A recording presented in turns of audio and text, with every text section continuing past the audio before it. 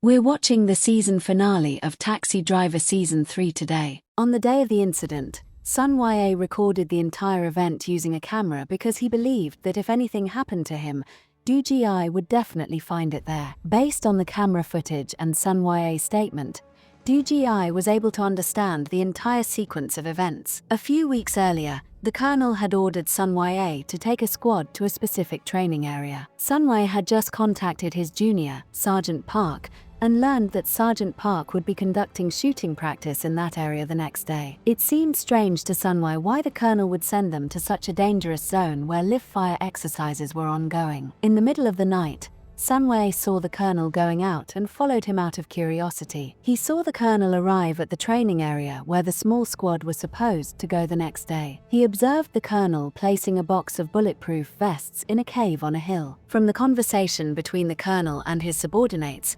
Sun Ya learned that the colonel planned to cause an explosion at the border the next day to kill all the training soldiers. After the colonel left, Sun Ya entered the cave and saw with his own eyes that deadly explosives were hidden inside the so-called bulletproof vests. Sun Ya realized the colonel was about to sacrifice their own people, and he became alert. The next day, the colonel announced that to counter North Korean provocations, the purpose of this training required all participating soldiers to wear those vests from inside the cave. To save his unsuspecting comrades who were facing death, Sun Ya dropped his team members off the vehicle on the way to the training site and told them to return to their unit. He then drove to the training site alone. At this time, the colonel sensed something was wrong and called Sun Ya on the walkie-talkie.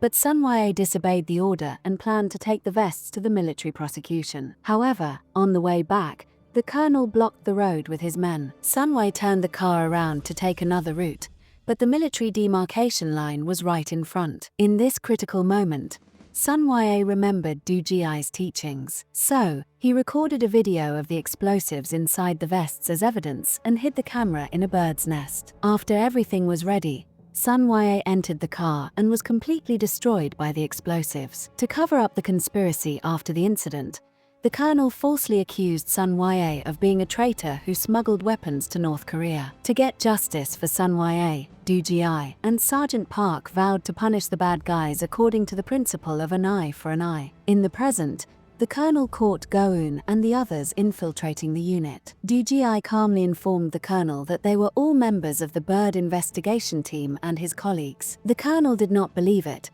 but fortunately, the director of Special Forces was on Do Ji's side and called to tell the colonel to take care of the bird investigation team. Reluctantly, the colonel allowed Do Ji and his team to stay in the unit. Do Ji showed his companions the video left behind by Sun Ya. After learning the true cause of the incident, everyone raised their hands in favor of this operation plan against the bad guys. Then, Curly Hair and Mushroom Head temporarily cut off the unit's electricity under the guise of bird investigation. Taking this opportunity, Go-eun quickly hacked the unit system and collected internal secret documents. The documents contained the plan for the next operation, which was identical to Sun Ya's incident. The terrible plan to kill soldiers via explosion under the guise of training, which had been stopped by Sun Ya, was about to restart. Do Ji gave the evidence camera to Go-eun so she could take it to the Military Human Rights Complaint Center. At the same time, the colonel contacted a high-ranking military official who had directly ordered this explosion. Knowing someone was causing trouble, the high-ranking official ordered the colonel to remove anyone creating obstacles. After reaching the complaint center, Go-eun was attacked, but Do Ji arrived just in time to save her. However, during the struggle, the crucial camera was snatched away and handed to a person in a car. Do Ji saw the man's identity through the open car window. This person was the former Special Forces commander and Do Ji's direct boss in the past. In the past, the commander had asked Do Ji to select team members for a secret mission. Do Ji realized then that if they completed the mission, the members would not be able to return due to running out of ammunition. The commander then used the example of raising pigs, saying that the unit soldiers were merely like pigs, horses, or cows. The purpose of raising them was to slaughter and eat them one day. Just like Sun Ya, Do Ji had decided to protect his members. Upon receiving the order, DGI had instructed Sun Ya and Sergeant Park to send all members on leave. Years later, the same event was repeating itself. Goon investigated and found that the commander had been dismissed from the army for involvement in harassment cases and was now raising chickens in a village, meaning he was a civilian. The influence of a mere civilian was what was terrifying. Secretly, the commander had already written a speech to the nation. His plan was to use the so-called border explosion as an excuse to falsely claim that North Korea was responsible and that North Korea would attack soon. Under this pretext, he would attempt to impose martial law in the country. But in reality, the so-called national interest was just a means for the commander and others' personal gain. The commander met with other high-ranking army officials at a restaurant and gave each of them a piece of paper. One of the attendees was the colonel who had given Sun Ya the mission. DGI and his team were also active there. Goon disguised herself as a waitress and stole the piece of paper while pretending to pour water. Moreover, the commander did not know that the camera he had taken had already been switched. Now, it was recording his every word and action. Through the camera, Goon and the others saw the commander contacting the high-ranking official behind him, threatening to kill everyone in the bird investigation team. Representative Jang analyzed and found that the reason behind the commander's explosion plan was simple: to start a war. If the blame for the explosion could be shifted to North Korea, it would create conflict between the two Koreas. Through the paper stolen by Goon, DGI and the others learned the time and place of the next explosion. That night, a group of soldiers was ordered to wear bulletproof vests in the training area. At the same time, the colonel raided the bird investigation team's office but found nothing there. The small team sent on the mission arrived at the training area a bit late and wore the vests as ordered, but they did not know that several tanks were aimed at them. The high-ranking army officials involved in the plan were giving war instructions,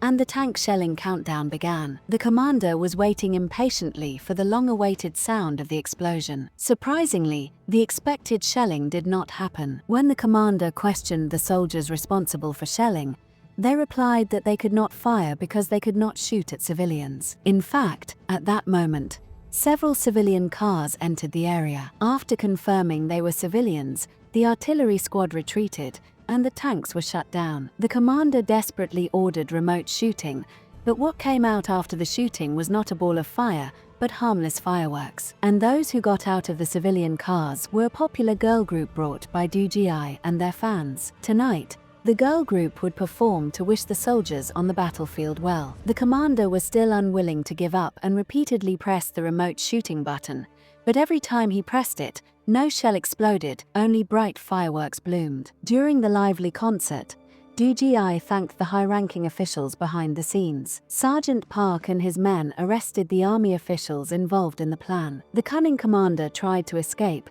and DGI and his companions chased him in a car. In the process, Goon's car flipped over, and they were injured. The commander was chased to the edge of a cliff. In a moment of life and death, the enraged commander shot at DGI and advanced with the gun to finish him off. Just at that moment, DGI grabbed the commander tightly, and together they fell off the cliff. Looking at the broken ice of the frozen river, Goon and the other three were petrified with grief. At one point, DGI and his companions thought that if they hadn't met at Rainbow Transport, they might have met somewhere else in a different form, perhaps while traveling, at a restaurant, or at a workplace. They believed their meeting was destined by fate. It is unknown how much time has passed. One day, a lady was looking for a killer to kill her sister who claimed a share of her property. Finally, one day, a killer accepted the job online. The lady and her secretary came to meet the killer at a specific location and saw a taxi standing there. Not far away, a shirtless man was making pottery. There were multiple gunshot scars on the man's chest, and he was none other than DGI, who had been missing for a long time and had returned from the jaws of death. In the back warehouse, Curly Hair and Mushroom Head were helping with ceramics. Goon was searching for the lady's information on the computer, and Representative Jang was analyzing the case. DGI, posing as the killer, smiled mysteriously. It seems that the operations of 5283 are probably not completely over yet. Here ends all the episodes from start to finish. To watch more new dramas in the future, please like the video, comment, and subscribe to the channel. Thank you, everyone.